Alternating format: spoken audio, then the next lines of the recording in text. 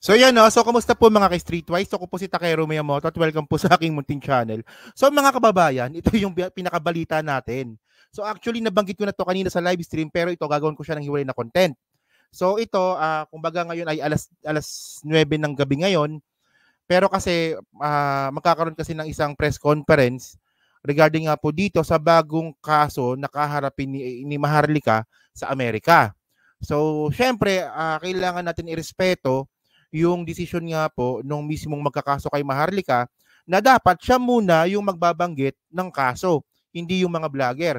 So actually, no, hindi naman nila sinasabi sa akin kung sino itong magkakaso kay Maharlika, pero dahil po sa mga clue na nakuha po natin, kilala ko na kung sino. So ito, malamang ipi-play ko to, ipapublic ko tong video na to, siguro mga alas 2:30 ng madaling araw. Kasi wala lang, gusto ko lang ako yung unang makakontent nito. Not unless na merong siraulong vlogger na magko-content nito at hindi irespeto yung desisyon nga po ni Poy Quinones. So ayan po yung bagong magpa-file nga po ng kaso kay Maharlika na taga Jamaica din. Isang state lang sila.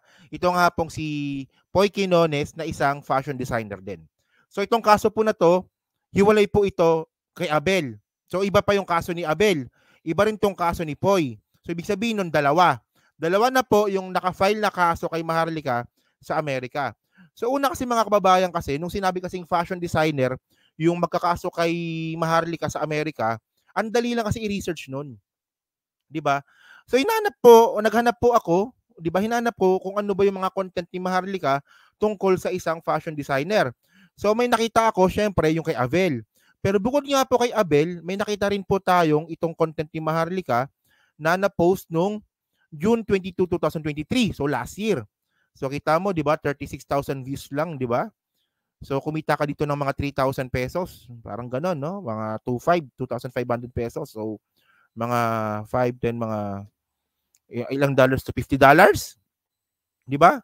Kumita ka ng $50, pero yung kaharapin mo namang kaso, sang katutak naman na pera ang 'di ba ang gagastusin mo dito. So ibig sabihin nun, lulumpuhin ka nito.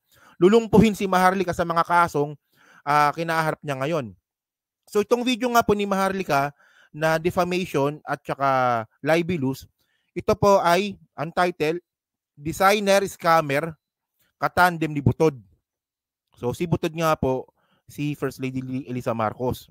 Base sa kanila yan, di ba? So ito ay June 22, 2023. And then mga kababayan, nagpakita naman ng mga reference si Maharlika dito, pero ang pinaka-bullshit na reference dito ito. Yan. Ito lang. Yan, so merong tag ni Poy. Yan. So ang kwento kasi nito mga kababayan, kung bakit siya na-file ng kaso dito. Okay. Ang allegation kasi ni Maharlika dito, itong si Poy Quinones ay bumibili ng mga suit or ng mga dress sa Baclaran, sa Quiapo, parang ganoon at saka sa department store. So syempre bibilin daw ito, sabi ni Maharlika to bibili daw si Poy ng mga ganyang klaseng mga damit na worth 1,500, 2,500, and then ang gagawin daw po ni Poy, gugupitin niya o tatanggalin niya yung tag at ang ilalagay niya ito. Yung tag po na yan na may pangalan nga po ng logo or design ni Poy. Yan. And then, ang malupit dito, ang bintang na naman ni Maharlika dito, so itong mga damit nga po na to, na binili nga ni Poy sa department store, sa Baclaran, or whatsoever, so pag napalitan na nga po ito ng tag, ito naman daw po ay ang ibebenta niya sa mga politiko dito sa Pilipinas na nakakahalaga naman daw po ng 250,000 pesos. Yon, so ito yung mga aligasyon na walang ebidensya. So ang pinakita lang naman ditong na ebidensya is yung mga gusot ni Poy sa mga dati niyang mga kliyente. And then itong picture po na to. Okay. And then mga kababayan, ang ginawa ko, hinanap natin kung sino ba to si Poy.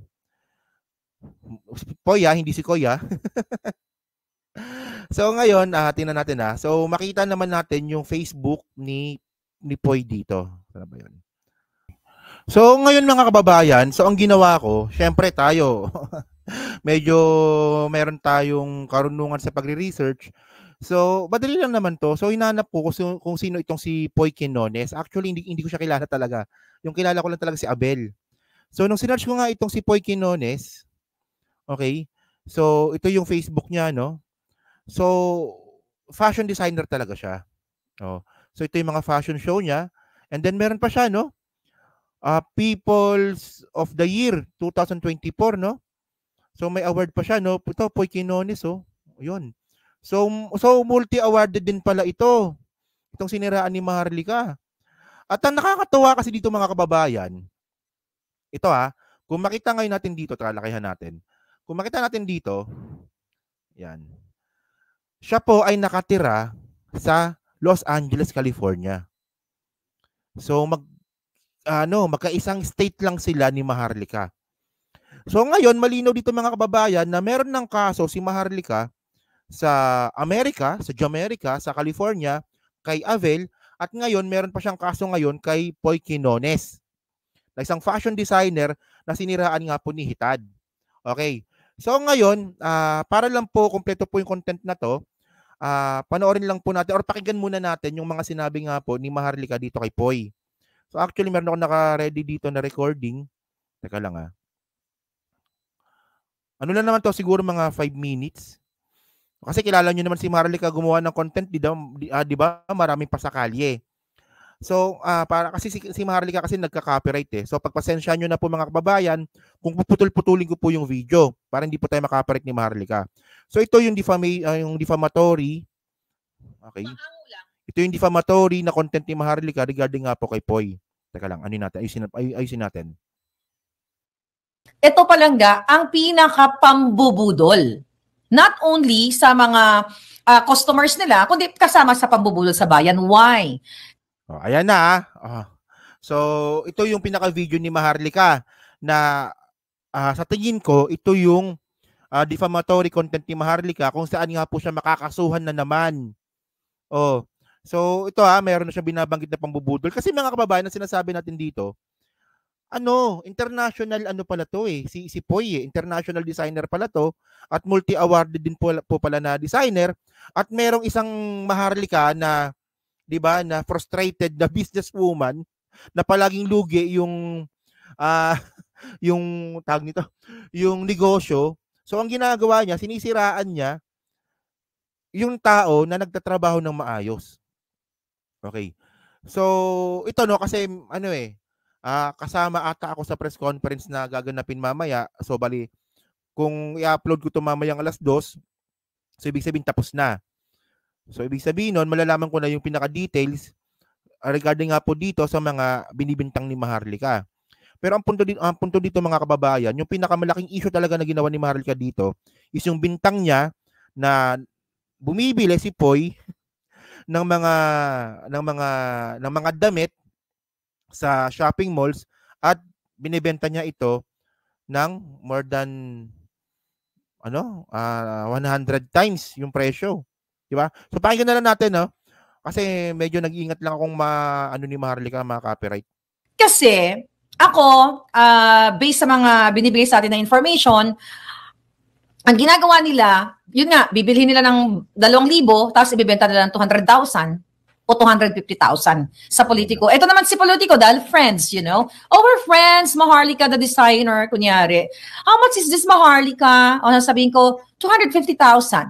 Pero dahil ikaw ay kumakamal ng bilyones o multi-million pesos, so barya lang sa'yo yan. Sa mga mandorobo kasi sa Malacanang, barya lang sa'yo yan. So ito... diba? So you get the point So ito yung bintang ni Maharlika. At mga kababayan, yung pinakita niya lang na ebidensya is yung mismong tag ni Poy, yung pinakita ko nga kanina. So, yari ka dito. Especially nga, itong si Poy ay nasa California din. So, maaasikaso ng maayos yung kasong kaharapin ni Maharlika, ni Hitad. Actually, ang hirap niyang tawaging Maharlika. Sa totoo lang. Diba? O continue lang natin, saglit na lang to. Ang taong sinasabi ko mga palangga, ay BFF ni Liza Smugs. Bigyan natin siya ng benefit of the doubt. Yan na. O, di ba? Siya ay mandorobo, nadorobo siya nitong designer na to. At hindi niya siguro na background check ni Paul Soriano, okay, dyan sa Presidential Communications. Hindi na background check na ito'y nakalusot. Actually, narinig ko na to. Ayan na, okay na yan. So at least you get the point. So ngayon, balikan natin yung pinaka-Facebook account nga po ni Poy. So ito yun eh. Para lang makita nyo yung itsura niya kung sino siya. So ito yung mukha niya. Profile picture niya naman to eh. So yan siya. Ako ko lang kung kilala ninyo, pero ako talaga hindi ko siya kilala kasi hindi naman ako fashionista. So lakihan natin. So ito yung mukha, lakihan natin. Lakihan pa natin. Yan, okay. So ngayon mga kababayan, i-upload ko tong video na to pagkatapos ng press conference. And then syempre, gagawin natin ng content ito mamayang umaga. Okay? So yun lang po mga kababayan. So at least, ang gusto ko lang, ako yung unang nag-content. Yan. So thank you po mga kababayan. So kayo po mga kababayan, ano masabi nyo nga po dito sa panibagong kaso na kaharapin ni Maharlika? Hindi lang dito sa Pilipinas, kasi yung kay Avel medyo mahirap ng konti yon. Kasi si Avel sa Pilipinas pero nag-file siya ng kaso sa Amerika na ayun talaga yung proseso, no? Kasi nasa Amerika si Hitad. Pero ito iba to. Kasi itong si Poy Quinones ay nasa Amerika din. So, ayun, di ba? So yun, so pa-comment lang po sa baba kung anong masabi nyo nga po sa content po na to.